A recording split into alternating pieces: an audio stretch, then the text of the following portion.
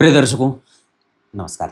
एक बार फिर से उपस्थित हूँ आप सबके सामने विश्लेषण जन्म कुंडली का इस कार्यक्रम के अंतर्गत। आज जो आपके सामने कुंडली लेकर के आया हूँ, ये कुंडली आई है मेरे पास मुंबई, महाराष्ट्र से। शुरू करते हैं आज का कार्यक्रम। कहीं नहीं जाना है, बिल्कुल बन के रहिएगा। हमारे पूर्व के जो आचार्य थे, जो ज्योतिष के मर्मज्ञ थे, दैवज्ञ थे, विद्वान थे, जिन्होंने अपना तिल तिल जला करके ग्रंथों को हमारे सामने रखा और हमें ये आशीर्वाद दिया कि अपने जीवन के मार्ग को कैसे चलाना है और कैसे उसे तय करना है। अगर हम इस पे विश्वास न करें जो उन्होंने हमें दिया है, इसका अर्थ ये कहता है कि हम उनके किसी भी कृत्य का जब हम उन्हें आभार प्रकट नहीं करेंगे, उसको सीख कर, उसको समझ कर, तो कहीं ना कहीं हमें उसका दोष लगता है। जैसे हमारे पूर्वजों ने हमें संस्कार दिए हैं और हमारा ये कर्तव्य बनता है कि हम उसे बना करके रखें, उसे भुलाएं नहीं, उसे सदैव अपने हृदय स्थल में इतनी ऊंचे सिंहासन पर विराजमान रखें ताकि वो हमें हमेशा सदैव एक सही मार्गदर्शक के रूप में हमारे पूर्वजों का जो ज्ञान है वो हमारा मार्गदर्शन करता रहे। बात ये है, और इस वजह से ये ज्योतिष जैसा विषय हमेशा ही हमारे लिए प्रेरणा का स्रोत भी बन जाता है कि नहीं, हमारे पूर्वजों की ये विद्या है और पूर्वजों ने इसे बहुत ही सजग होकर के हमारे सामने रखा है। जन्म होता है जातक का कार्तिक और मार्गशीर्ष माह में।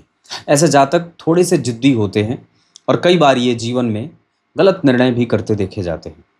दक्षिणायन में सूर्य थोड़े कमज़ोर हो जाते हैं, लेकिन शनि मंगल राहु केतु का बल बढ़ जाता है। ऐसी अवस्था में व्यक्ति को थोड़ा चलना पड़ता है, उसको मेहनत करनी पड़ती है। हेमंत ऋतु, ऐसी अवस्था में व्यक्ति प्रेमी किस्म का होता है।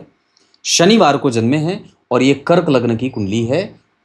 लग्न के अधिपति चंद्रमा लग्न में विराजमान है और वार के अधिपति शनिदेव इस कुंडली में देखिए एकादशवें भाव में बैठ करके सप्तमेश और अष्टमेश होकर के तीसरी दृष्टि से लग्न को देख रहे हैं। स्वग्रही शुक्र मालव्य योग, चंद्रमा एक अलग तरीके का राजयोग बना रहे हैं। सूर्य और बुध का भद्र योग, बुद्धादित्य योग, और साथ ही साथ जन्म कुंडली के एकादशवें भाव के अधिपति स्वग्रही, ये अपने आप में लाभ योग बनेगा। छठवें भाव के अधिपति का छठवें भाव में राहु के साथ बैठना भी व्यक्ति की कुंडली में साम्राज्य योग स्थापित करता है। ये बहुत सारी चीजें हैं। और जन्म होता है शनिवार को, जिसके अधिपति अपने मित्र की राशि में बैठे हैं।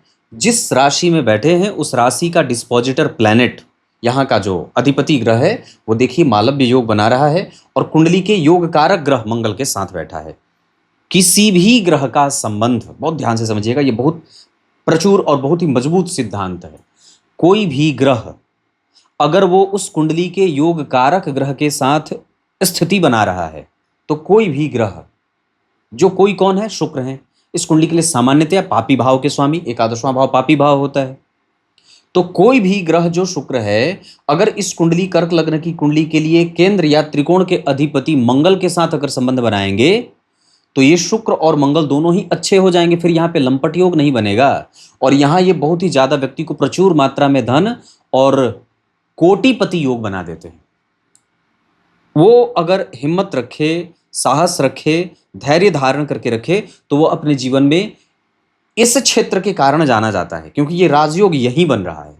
भवन भूमि वाहन मानसिक शांति, जहां कोई वैर नहीं है, उस भाव में मालव्य योग बना है। जन्म कुंडली का योग कारक ग्रह केंद्र त्रिकोण राजयोग बना रहा है और साथ ही साथ जन्म कुंडली के लाभेश और दशमेश की युति व्यक्ति को समाज से बहुत सारी चीजें मिलने वाली हो जाती हैं। पिता से बहुत मिल जाए, माता से बहुत मिल जाए, हाँ, लेकिन हार्मोनल डिसबैलेंस होता रहता है। हार्मोनल डिसबैलेंस के साथ साथ रक्त से संबंधित समस्याएं होती हैं। कई बार चमड़े से संबंधित दिक्कत होती है, आंखों से संबंधित समस्या होती है और कई बार पित्त वात कफ में छोटी मोटी परेशानी देखने को मिल जाती है। जन्म होता है शनिवार को, वार के अधिपति एकादशवें भाव में, और उस पर जरा देखेंगे तो सूर्य और बुध का भी प्रभाव है, मंगल का भी प्रभाव है। तो यहाँ पे अगर बात करें तो मंगल और शनि का प्रभाव आ गया और राहु तो देख नहीं रहे हैं। सूर्य बुध और मंगल के साथ शनि, ये एकादशवें भाव पे चार चार ग्रहों का प्रभाव व्यक्ति को एक जगह से नहीं कई जगह से धन कमाने वाला बना देगा। और उसकी महत्वाकांक्षा, उसका बल, उसका ज्ञान का बल और जो सामाजिकता है, जो तर्क का बल है, वो बहुत ही उच्च कोटि की होती है। सारी दुनिया जहाँ सोचना बंद कर देती है, व्यक्ति वहीं से सोचना शुरू कर देता है। उसके पास हर उस समस्या का हल होता है जहाँ पे समाज के लोग अपने आप को बिल्कुल ही एकदम बिल्कुल छोड़ दें कि अब कुछ भी होने वाला नहीं है। ऐसी अवस्था में व्यक्ति का दिमाग ये सूर्य बुध चलाते रहते हैं। बैंकिंग, फिनांस, शेयर बाजार, सट्टेबाजी, भविष्य को समझना, विवेक का जो है वो माहिर होना, विवेकवान होना, ऐसी चीज़ें सूर्य बुध देते हैं। जहाँ व्यक्ति का ज्ञान और जो प्रेम है माता और पिता का हो, जो प्रेम देना है, जो प्रेम प्राप्त करना है, ये दोनों ही स्थितियाँ बहुत ही अच्छी हो जाती हैं। कृष्ण पक्ष की षष्ठी तिथि, कृष्ण पक्ष में जन्मे होने से संततिवान व्यक्ति होता है और इसका बल यहाँ सूर्य और बुध भी दे रहे हैं। इसका कारक गुरु राहु के साथ है, तो कभी कभी पढ़ाई में मतभेद होता है, लेकिन फिर भी व्यक्ति संतति के साथ साथ समस्या को समझना और अपने जीवन में आने वाली विषम परिस्थितियों को किस तरीके से टैकल करना है, किसको कैसे हैंडल करना है, ये गुरु के कारण आ जाती हैं चीज़ें। उसके बाद अगर बात करते हैं तो पुष्य नक्षत्र में जातक का जन्म होता है। ओम बृहस्पतये नमः। पुष्य नक्षत्र के अधिपति, वैसे तो ये शनि का नक्षत्र है, पर इसके जो स्वामी देवता हैं वो देवगुरु बृहस्पति हैं। देवताओं के गुरु बृहस्पति हैं। कुशा की जड़ व्यक्ति को अपने गले में धारण करना चाहिए चांदी के ताबीज में, रविवार को या तो गुरुवार को। अगर हो सके तो गुरु पुष्य योग जब बनता है या रवि पुष्य योग जब बनता है, रविवार को पुष्य नक्षत्र, तो ये ताबीज आपको धारण करनी चाहिए। इसके साथ साथ ये बलवान नक्षत्र है और ये सबसे बलवान नक्षत्र है। आक्रमण करना हो, कोई नया काम करना हो, यात्रा करनी हो, कोई भी काम इस नक्षत्र में किया जा सकता है। इसके अतिरिक्त अगर देखें तो ये बलवान नक्षत्र है। इस नक्षत्र के जन्मे जातक कभी भी बीमार नहीं पड़ते हैं, पर जब कभी भी उन्हें कोई बीमारी होती है तो रक्तचाप की बीमारी होती है, ब्लड प्रेशर की, और साथ ही साथ कभी कभी तीव्र बुखार, तीव्र ज्वर, ऐसा उसको परेशान करती है। पुष्य नक्षत्र के बाद मैंने बताया कुशा की जड़, ब्रह्म योग, व्यक्ति ब्रह्म के सदृश होता है, नाम जैसा वैसा ही परिणाम, मतलब उसको बहुत ज्यादा किसी से मोह माया ममता नहीं है। वो प्रशासक होता है, सिद्धस्थ ऊंचे सिंहासन पे विराजमान होता है। ज्येष्ठ महीने में एकादशी के दिन, शुक्ल पक्ष के एकादशी को, जो व्यक्ति पुष्कर क्षेत्र में जाकर के ब्रह्मदेव के उस क्षेत्र का दर्शन करता है, उसके पितर तर जाते हैं, ऐसा पुराण में लिखा है। उसके पितरों को तर्पण की आवश्यकता भी नहीं रहती है, जो वहां जाकर के पूरा 24 घंटा निवास करता है, और वहां जाकर के तर्पण करना चाहिए और पिंडदान वगैरह करना चाहिए। ज्येष्ठ महीने में बड़ा उसका महात्म्य होता है। ये बात आई तो बता दिया।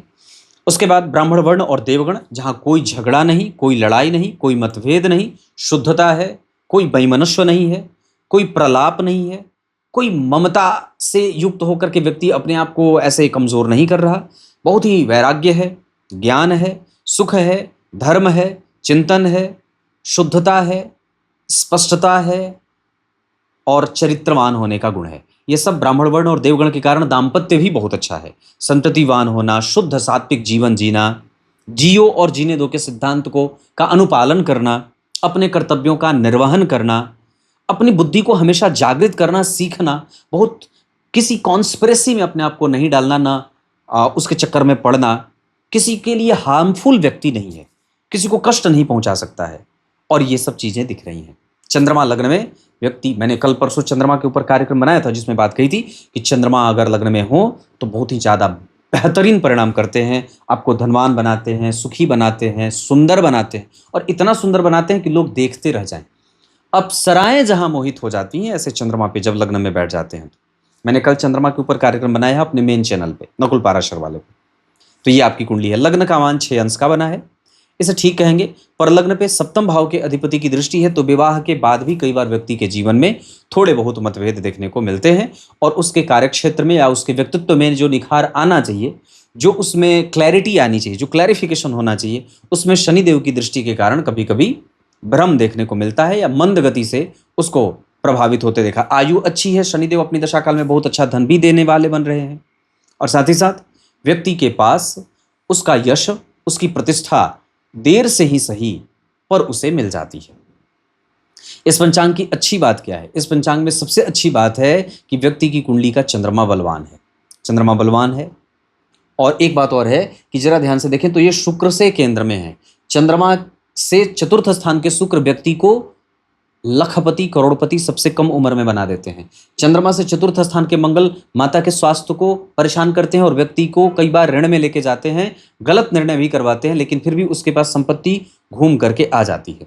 चंद्रमा से पंचम भाव के सूर्य व्यक्ति को बुद्धिमान, मतिमान, अपनी बुद्धि का सतत सही इस्तेमाल करने वाला, ज्ञानी जन के संपर्क में रहने वाला, धार्मिक और परोपकारी बनाते हैं। उसी चंद्रमा से पंचम भाव में बुधदेव व्यक्ति को निष्णात, कवि, लेखक, पत्रकार और इंजीनियरिंग, ड्राफ्ट तैयार करना, मैकेनिज्म तैयार करना, डिजाइन तैयार करना, पढ़ाने वाला, पढ़ाकू ऐसा बना देते हैं। उसी चंद्रमा से छठवें घर में गुरु व्यक्ति को सरकारी नौकरी करने वाला, पदस्थ अधिकारी बनाने वाला, किसी भी शत्रु का स्वतः अपने मन से ऐसे ही सामना कर ले और कभी किसी से कोई झगड़ा भी ना करना पड़े, स्वतः उसके सारे काम बन जाते हैं। लेकिन ये गुरु राहु के साथ है तो कई बार ऑप्टिमिस्टिक विचारधाराओं में कमजोरी देखने को मिलती है। उसी चंद्रमा से एकादश में भर के शनिदेव संतान, पुत्र उत्पत्ति और कई बार आलस्य, प्रमाद आदि की अधिकता देते हैं। और 12वें भाव में केतु व्यक्ति को एक तरफा विचार करने वाला बना देते हैं। व्यक्ति बहुत ज्यादा तिकड़मी या राजनीति करने वाला नहीं होता है, बहुत ही स्पष्ट नेचर का होता है। उसके दिमाग में बहुत सारी उलूल जुलूल बातें नहीं चलती हैं। इमोशन बहुत अच्छा है, सेंटिमेंट बहुत अच्छा है, पकड़ बहुत अच्छी है, क्लैरिफिकेशन बहुत अच्छी है, विद्वता बहुत अच्छी है, पूर्व जन्म में व्यक्ति ने अच्छे सत्कर्म किए थे और दानी था, सत्कर्म किया, दानी था। और गुरु का प्रभाव जन्म कुंडली में जब आप देख रहे हैं तो स्वग्रही होके बैठे हैं, तो छठवें भाव में शुभ ग्रह का बैठना और छठवें भाव के अधिपति के साथ राहु का बैठना, व्यक्ति की मृत्यु भी अच्छी होगी, उसकी गति कभी खराब नहीं होगी और वो देवलोक को मृत्यु के बाद प्राप्त करेगा। ये आपकी कुंडली कुछ अच्छी बातें थी और वो मैंने आपको बता दिया। अब आपको आगे और भी चीजों का परिचय करा देता हूं। अब यहां से आगे बढ़ते हैं और जन्म कुंडली के ग्रहों की स्थितियों पे आपका ध्यान लेके आता हूं। लग्न के अधिपति का लग्न में बैठना और किसी भी पापक ग्रह का प्रभाव लग्न पे नहीं है। वहीं लग्नेश चंद्रमा यहाँ पे जाकर के 12वें भाव के अधिपति होकर के नीच राशि में बैठे हैं, जिनका नीच भंग नहीं हो रहा है। इस कारण से कभी कभी दाम्पत्य में मतभेद, घर में मानसिक अशांति या घर में थोड़े बहुत कलह के वातावरण, अतिरिक्त व्यय, ये चंद्रमा की दशा में दिखता बन रहा है। वहीं पे अगर वही बात करते हैं तो अपनी कारोबार के प्रति जो सकारात्मक रवैया है, जो दृष्टिकोण है, वो चंद्रमा की स्थिति को मेंटेन कर रहा है और व्यक्ति के कारोबार में भाग्य का साथ भी दे रहा है। ये कुंडली कई बार ऋण में जाती हुई भी दिख रही है। ऋण में जाने का योग भी इस कुंडली में है, हालांकि वो चुकता भी होते दिख रहा है, धीरे धीरे ही सही, पर व्यक्ति को कई बार बेवजह के व्यय में भी उलझना पड़ता है, वो आगे बताऊंगा। द्वितीय भाव के साथ अधिपति होते हैं अपने भाव से 4 घर आगे 12वें भाव और द्वितीय भाव के स्वामी एक साथ, मतलब मारक भाव दूसरा होता है, तीसरा भाव भी मारक होता है, 12वां भाव कष्ट देने वाला होता है। तो द्वितीय और तृतीय भाव के अधिपति पंचम भाव में बैठ गए हैं। इस वजह से व्यक्ति के यश, मान, पद, प्रतिष्ठा, पैतृक संपत्ति और अतिरिक्त व्यय, जिम्मेदारियों का होना, ये कई बार व्यक्ति के बुद्धि को भ्रमित करने का काम करते हैं या कई बार व्यक्ति अपने ऊपर विश्वास नहीं कर पाता या बहुत सारी चीजें होने के बावजूद जो उसके अंदर क्षमता है, जो ज्ञान है, जो तर्क है, जो ऑप्टिमिस्टिक प्रवृत्ति है, उस पर वो संदेह या प्रश्न चिन्ह लगा लेता है कि नहीं, मुझसे हो नहीं पाएगा, ऐसा लगता है मैं ये जीवन का जंग हार जाऊंगा। तो ऐसा ये क्यों होता है? क्योंकि आपकी कुंडली के 2 मारक ग्रह, जो सूर्य द्वितीय भाव के अधिपति हैं, वो हेडेक देते हैं और तृतीय भाव के अधिपति मेहनत करवाते हैं, तब जाकर के आपको यश प्राप्त होता है। तो हमें उसमें विश्वास रखना है और इतना विश्वास रखना है कि हमें निश्चित रूप से वो यश प्राप्त होगा। हम अपने व्यापार और अपने दिनचर्या को मेंटेन करके अपने जीवन में जितने भी समस्याएं हैं, क्योंकि द्वितीय भाव के अधिपति पे शनि की दृष्टि जा रही है, इस कारण से कई बार वहाँ पे मतभेद देखने को मिलता है। कुटुंबजनों से वाणी में कलुषित भाव भी कई बार निकलने लगता है और कई बार व्यक्ति को सरकारी चीज़ों से नुकसान में भी जाते देखा जाता है। उसका भाव ना हो, इस वजह से हमें अपने आत्मविश्वास, अपने सूर्य की आराधना करनी चाहिए। पंचम भाव में दुह स्थान के अधिपति का बैठना कई बार व्यक्ति के प्रतिष्ठा को धूमिल करता है। इस वजह से हमें बुध की दशा में गलत निर्णय लेने से बचना चाहिए और अपने मन बुद्धि चित्त को स्थिर रखने की आवश्यकता होगी। और कभी भी बुध की दशा में बहुत ज़्यादा विलंब, बहुत ज़्यादा लापरवाही या जल्दबाजीपन की प्रवृत्ति से शांत रहने की आवश्यकता होगी।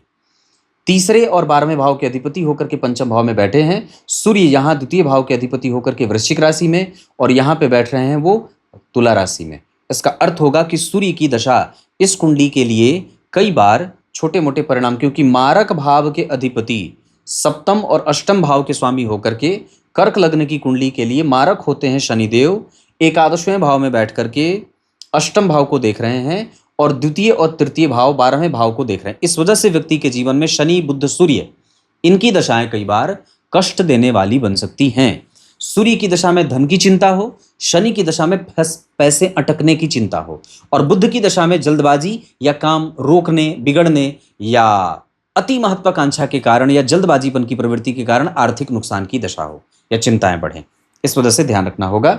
और सूर्य की दशा में व्यय भी कई बार होते देख रहा हूं। वहीं तृतीय और 12वें भाव के अधिपति होकर के लग्नेश के शत्रु होने के कारण बुधदेव इस कुंडली के लिए पापी ग्रह के रूप में अपने आप को परिभाषित करेंगे। शुक्रदेव एकादशवें और चतुर्थ स्थान के अधिपति होकर के इस कुंडली के लिए पापी ग्रह की भूमिका में आएंगे, जबकि शनिदेव इस कुंडली के सप्तम और अष्टम भाव के अधिपति होने के कारण प्रबल मारक ग्रह की भूमिका में आएंगे। अगर इनका संबंध अष्टम भाव से नहीं बनता, शनिदेव की अष्टम दृष्टि यहाँ पे 10वीं दृष्टि अष्टम भाव पे नहीं पड़ती, तो शनिदेव वहां मारक सिद्ध नहीं होते।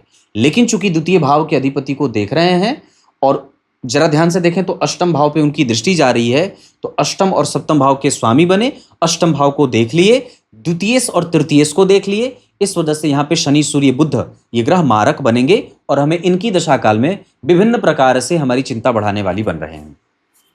वहीं बुध वहां पे वृश्चिक राशि में बैठे, यहाँ भी तुला राशि में बैठ रहे हैं। इस कारण से बुध की दशा में आर्थिक, मानसिक, सामाजिक व्यय भी या मेहनत ज्यादा करनी पड़े, कई बार मेहनत का परिणाम न मिले, या सफोकेशन हो, वात पित्त कफ बिगड़े, या भुजाओं में दर्द हो, स्पाइनल कॉर्ड में समस्या हो, गर्दन के पीछे के नसों में दिक्कत हो, इस तरीके की समस्या बनती हुई दिखाई दे रही है।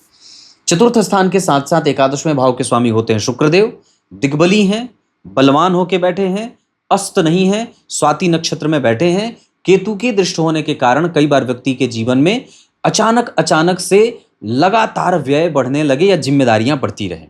लेकिन एक बात है कि व्यक्ति अगर जहां तक पूरी करेगा अपने जीवन की यात्रा, उससे ज्यादा उसकी संतति आगे यात्रा तय करती है, और उसके पुण्य कर्म के कारण संतति उनसे ज्यादा नाम और यश प्राप्त करती है। इसमें कोई दो राय नहीं है।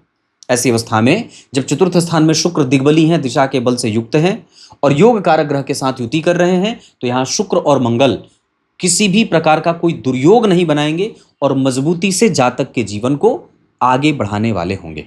यह सिद्धांत बहुत ही सार्वभौमिक है और बड़ा ही तेज से युक्त सिद्धांत है। योग कारक ग्रह जिस भी ग्रह के साथ युति करता है, उस ग्रह को आगे बढ़ाता है और उस ग्रह के बल को आगे ले जाने में सहायता करता है।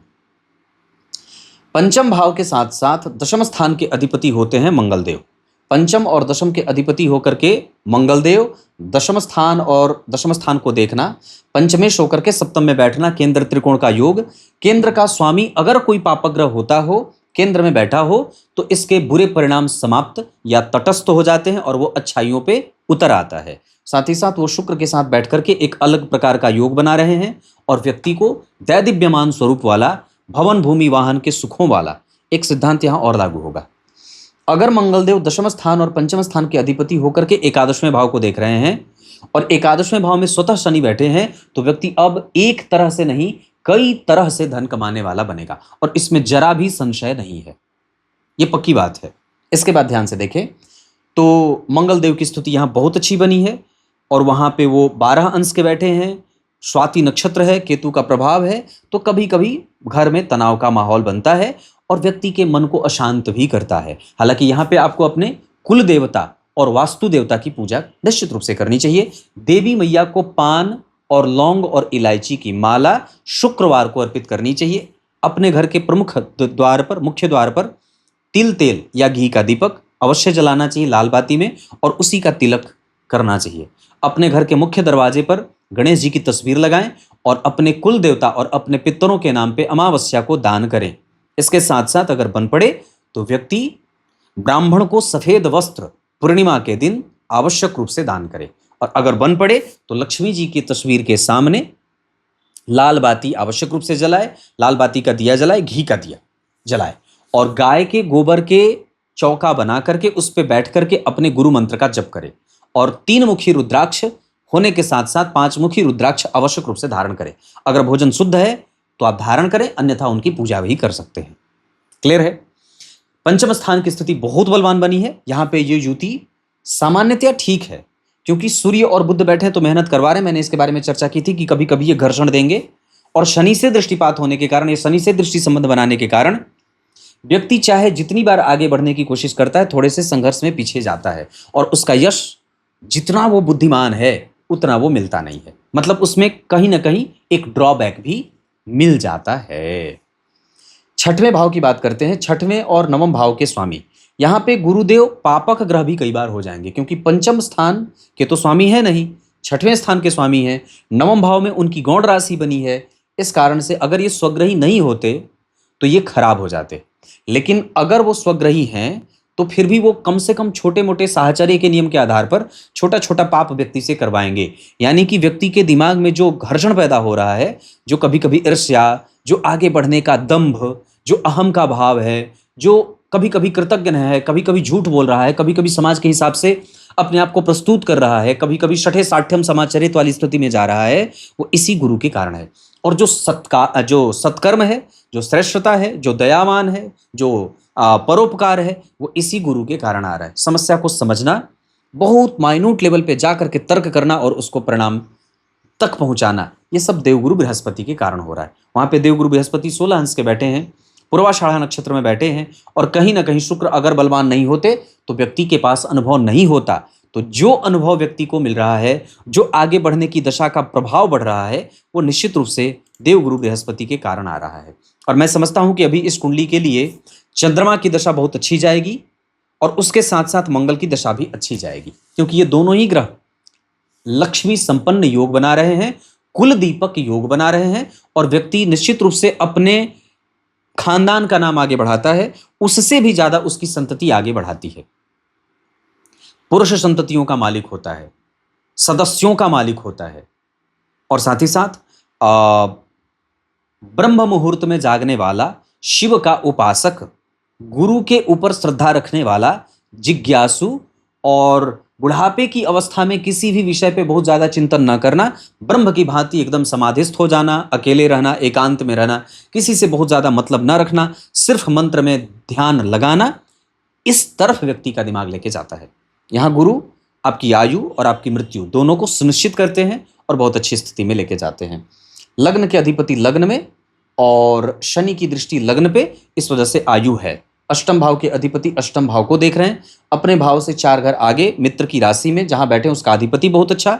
मंगल का प्रभाव अष्टम भाव के अधिपति पे है और जरा ध्यान से देखें तो मंगल का संबंध जन्म कुंडली के अष्टमेश या अष्टम भाव से बने अगर, तो कई बार व्यक्ति को चोट चपेट की घटनाओं से भी उस दशा काल में उतरते हुए देखा जाता है। इसका अर्थ होगा कि राहु और मंगल की दशा के साथ साथ शनि और मंगल की दशा में व्यक्ति को चोटें लग सकती हैं, इसमें कोई दो राय नहीं है। उसके बाद बात करते हैं तो यहाँ पे गुरुदेव कभी कभी पाप कर्म भी करवाएंगे, मतलब कभी कभी कड़वा बोलना, जिद्दी बोलना या कठोर बोलना, अपने मन का करना, पत्नी के साथ कभी कभी मतभेद में जाना, ये स्थितियां देवगुरु बृहस्पति करेंगे। सप्तम और अष्टम भाव के स्वामी होकर के एकादश में दाम्पत्य में पत्नी का लाभ मिल सकता है। इसमें कोई दो राय नहीं कि पत्नी पुराण और धर्मशास्त्र को जानने वाली हैं, कभी कभी उनका स्वास्थ्य कमजोर हो सकता है। विवाह को बचाने की पूरी कोशिश आपसे ज्यादा आपकी पत्नी करती है, इसमें भी कोई दो राय नहीं है। अष्टम स्थान के अधिपति होकर के अष्टम में देखें अपनी दशा काल के जाते जाते बहुत बड़े रुके हुए काम को सफल करते हैं और आपको धनवान भी बनाते हैं। तो शनिदेव इस कुंडली में खाली नुकसान ही नहीं करेंगे, वनिस्पत वो लाभ भी देने वाले ग्रह बन रहे हैं। यहां मैंने अष्टम भाव तक आपका ध्यान बताया है। अब यहां से आगे बढ़ते हैं। अष्टम और सप्तम भाव पे हमारी चर्चा हो गई, मतलब हमें शनि की दशा में और राहु की दशा में, मंगल की दशा में थोड़ी बहुत जो मैंने पूर्व में बात की उसका ध्यान रखना होगा। नवम भाव के स्वामी होकर के छठवें भाव में बैठे हैं, कई बार व्यक्ति को नौकरी करते हुए भी देखा जाता है। दशम स्थान के अधिपति होकर के दशम स्थान को देख रहे हैं, ये भी अच्छी बात है। शनि का संबंध गुरु से तो नहीं है, पर शनि और गुरु दोनों ही अच्छे बैठे हैं।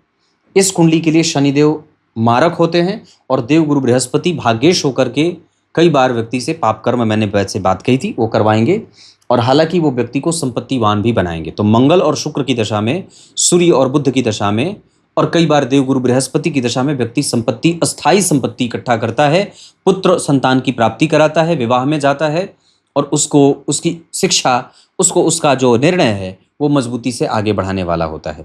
जबकि अगर बात करते हैं एकादशवें भाव की, तो एकादशवें भाव के अधिपति बहुत अच्छी स्थिति में और 12वें भाव के अधिपति पंचम भाव में जा रहे हैं, इनके बारे में मैंने चर्चा की। मैं बात कर रहा था बुध देव की। बुध यहाँ वृश्चिक राशि में अपनी दशा काल में कई बार वाणी का व्यय, बेवजह की यात्रा कराना और कई बार धन व्यय करना, ऐसा बता सकते हैं। जबकि देवगुरु बृहस्पति 16 अंश के बैठे हैं पूर्वाषाढ़ा नक्षत्र में, शुक्रदेव बलवान है, इस वजह से अनुभव, धर्म को समझना, शास्त्र को समझना, पुराणों को समझना, विवाह को आगे ले जाना, विवाह में एनर्जी डालना और विवाह का संपूर्ण सुख प्राप्त करना और एक चरित्रवान संतान पैदा करना, ये सब गुरु के कारण हो रहा है। शुक्रदेव बहुत अच्छी स्थिति में, माता को कभी कभी रुग्ण बना रहे हैं। और शनिदेव आपकी कुंडली में, देवगुरु बृहस्पति लग्न कुंडली में धनु राशि में और नवांश कुंडली में वो सिंह राशि में जा रहे हैं। इसका अर्थ होगा कि देवगुरु बृहस्पति अपनी दशा काल में यश, मान और प्रतिष्ठा देने वाले बन रहे हैं। जबकि शुक्रदेव आपकी कुंडली में तुला राशि में, नवांश कुंडली में वो धनु राशि में, दशमांसा चक्र में उसी धनु राशि में बैठ रहे हैं। तो शुक्र की दशा में व्यक्ति को पराक्रम, अनुभव, धर्म, यात्राएं और भाग्य का लाभ, ये सब शुक्र की दशा में मिलता है। संपत्ति भी प्राप्त होती है, अच्छे लोगों से मैत्री भी होती है, पत्नी का स्वास्थ्य ठीक होता है, मन शांत रहता है, कोई हड़बड़ी नहीं रहती है, जो चीज के लिए आगे बढ़ते हैं वो परिणाम आपको मिलता है, महत्वाकांक्षा की पूर्ति होती है और विपरीत मतलब महिलाओं से, महिला मित्रों से लाभ भी होता है और उनसे आपको उपहारों की प्राप्ति भी होती है। टेस्ट अच्छा है, प्रगति अच्छी है, एक्सपीरियंस बहुत अच्छा है, समझ अच्छी है, ये सब शुक्रदेव दे रहे हैं। वहीं शनिदेव की अगर बात करते हैं तो वृष राशि में 24 अंश के बैठे हैं, मृगशीरा नक्षत्र में, मंगल से दृष्ट हैं। अगर वहीं शनिदेव के ऊपर मंगल की दृष्टि नहीं होती तो व्यक्ति जहां तक पहुंचा है वहां भी नहीं पहुंचता। और अगर एक बात और भी कह दें तो जरा ध्यान से देखें तो दशम स्थान के अधिपति होकर के दशम स्थान को देख रहे हैं और मंगल देव शनि को भी देख रहे हैं। इस अवस्था में शनिदेव की दशा कई बार व्यक्ति के जीवन में अस्थाई संपत्ति, मानसिक व्यग्रता, एक तरफ मानसिक शांति नहीं दे रहे हैं, दूसरी तरफ संपत्ति की वृद्धि कर रहे हैं और कारोबार में डिले भी कर रहे हैं। और आपका जो कंसंट्रेशन है उसको कई बार वो भ्रम में भी लेके जा रहे हैं। बेचैनी, घबराहट, अकुलाहट, ये भी शनिदेव देने वाले बन रहे हैं। जबकि यश, मान, पद, प्रतिष्ठा, पिता का कारोबार आगे बढ़ाना, ये सब शनिदेव की दशा काल में प्राप्त हो रहा है। राहुदेव आपकी कुंडली में अगर उस ग्रह के साथ नहीं बैठे होते, भाग्येश के साथ स्वग्रही नहीं बैठे होते, 24 अंश के पूर्वाषाढ़ा नक्षत्र में नहीं बैठे होते और गुरु के साथ अगर नहीं बैठे होते तो ये खराब हो जाते। और दरअसल गुरु और राहु दोनों यहाँ अच्छा परिणाम करेंगे क्योंकि इनके ठीक पीछे सूर्य बुध बैठे हैं। सूर्य और बुध अच्छा परिणाम करेंगे क्योंकि शुक्र और मंगल अच्छे बैठे हैं। इस कुंडली की सबसे जो अच्छी स्थिति बनी है वो शुक्र और मंगल की बन रही है। दूसरी जो सबसे अच्छी स्थिति बन रही है वो गुरु और राहु की बन रही है। तीसरी जो सबसे अच्छी स्थिति बन रही है वो सूर्य और बुध की बन रही है। चौथी जो अच्छी स्थिति बन रही है वो एकादशवें भाव के शनि की बन रही है। और इन सबसे जो ऊपर काम कर रही है चीज वो चंद्रमा की बन रही है। मेष, वृष, कर्क, अगर इन राशियों में लग्न में चंद्रमा बैठे हों तो व्यक्ति को धनवान, सुखी, मतिमान, आयु का मालिक और गंभीर मानसिकता वाला, प्रेमी और श्रेष्ठ बनाते हैं। ये आपकी कुंडली के विभिन्न ग्रह हो गए। अब बात करते हैं, मैंने चंद्रमा से विभिन्न ग्रहों के संबंध के बारे में चर्चा की, एक एक ग्रहों के नक्षत्र और नवमांश और दशमांशा में चर्चा की। अब अष्टक वर्ग पे आपका ध्यान लेके आता हूं। अब बात करते हैं अष्टक वर्ग में हमारा व्यक्तित्व अच्छा है, बहुत सावधानी से समझिएगा। हमारा नेचर बहुत बढ़िया है, हम उसको और भी ज़्यादा शार्प बना सकते हैं। हम किसी दूसरे पे जल्दी विश्वास करके अपना नुकसान कर रहे हैं, हमें उसका ध्यान रखना होगा। इमोशनली हम ब्लैकमेल भी लोगों से हो रहे हैं। समाज को दिखाने के लिए कई बार हम अपने आप को आर्थिक दबावों में लेके जा रहे हैं और एक जिम्मेदार होने के बावजूद भी हमारे ऊपर दूसरों का प्रभाव और प्रेशर बढ़ रहा है, हमें उसको मेंटेन करने की आवश्यकता है। हम अपने जेब को बिना देखे अपने ऊपर भार लेते जा रहे हैं और ये हमारे कष्ट का प्रधान कारण है। दूसरा, मुझे बुरा न कहे, ये चीज़ हमें कई बार परेशान कर रही है। हमारे पास हमारा उत्तर है, हमारे पास हमारा तर्क है, हमारे पास हमारे संसाधन हैं, हमारे पास हमारा आशीर्वाद, पुरखों पुरखों का आशीर्वाद है, हमारी आयु, हमारा स्वास्थ्य, हमारी दिनचर्या, हमारा इमोशन, ये सब है। फिर भी हम कई बार अपने को संदेह में डाल करके, दूसरों पे विश्वास करके अपनी एनर्जी का घपला कर जाते हैं। ऐसा नहीं होना चाहिए। ये आपकी कुंडली देख करके मैं बता रहा हूँ। पैतृक संपत्ति है, हमें उसको और भी ज़्यादा बेहतर तरीके से अगर करना हो, उसका एनालिटिकल व्यू करें, उसको और कैसे बेहतर इस्तेमाल कर सकते हैं, उसको रेंट पे कैसे दे सकते हैं, रेंटल प्रॉपर्टी से कैसे धन कमा सकते हैं, मोटा धन कैसे कमाया जा सकता है, इन सभी विषयों पे भी आपका विचार बढ़ सकता है। मोटी रकम, मोटा निवेश और मोटे धन की प्राप्ति, ये सब आपकी कुंडली में बना हुआ है। एक सिद्धांत सिद्धहस्त व्यक्ति, जिसके पास किसी भी परिस्थिति से लड़ने की और उसका सामना करने की मजबूत शक्ति है और वो अपने कर्तव्यों का पूर्णतया पूरी जिम्मेदारी से निर्वहन कर रहा है, ये ऐसी कुंडली है। वाणी अच्छी है, प्रभुता संपन्न है और श्रेष्ठ लोगों से मैत्री भी है। बुद्धिमान और तर्क से भरी हुई कुंडली है।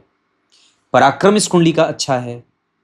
संपत्ति इकट्ठा करने में अभी भी दिक्कत हो रही है और उसके पीछे का कारण ये हो सकता है कि चूंकि चतुर्थ स्थान पे मंगल का प्रभाव, शुक्र का प्रभाव एक घर्षण देता होगा, वो अपने नेचर के कारण, लेकिन वहां पे स्थिति अच्छी है, कोई खराबी नहीं है।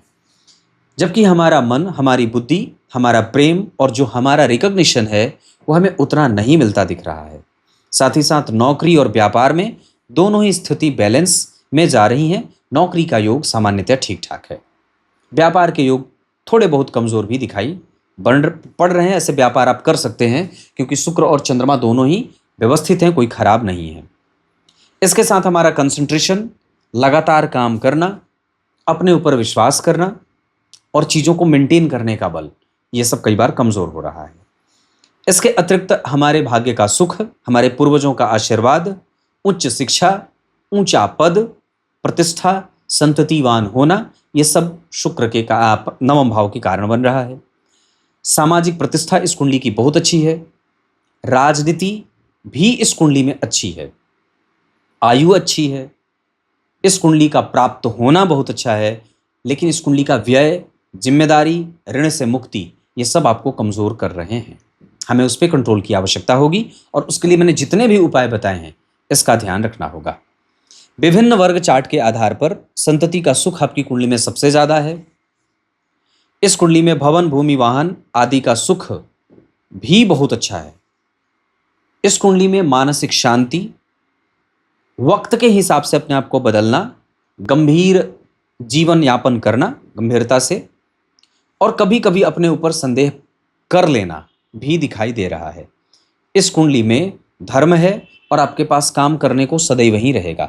चलित चक्र की अगर बात मैं करता हूं तो आपकी कुंडली में केतु लग्न का प्रभाव कर रहे हैं 12वें भाव से उठ करके, और सूर्य, बुध, गुरु और राहु में कोई भी ग्रह बदल नहीं रहा। राहु और केतु खाली केंद्र में आ रहे हैं। उसी को देख करके मैंने अंश के आधार पर यह बात कही थी कि हमें अपने दाम्पत्य को कभी कभी कठोर बनने से रोकना होगा। सूर्य को बलवान बनाने के लिए, आत्मविश्वास को मेंटेन करने के लिए बड़े जनों का आशीर्वाद, गुरु मंत्र का जप, नमक का सेवन कम, नियमित दिनचर्या का पालन और अगर हो सके तो माणिक धारण कर सकते हैं। इसके अतिरिक्त चंद्रमा और मंगल 100% परिणाम करेंगे और अपने अपने कारक क्षेत्रों का मजबूती से परिवहन भी करेंगे। इसके साथ साथ अगर बुध की बात करते हैं तो बुध की दशा में कभी कभी घर्षण दिख रही है।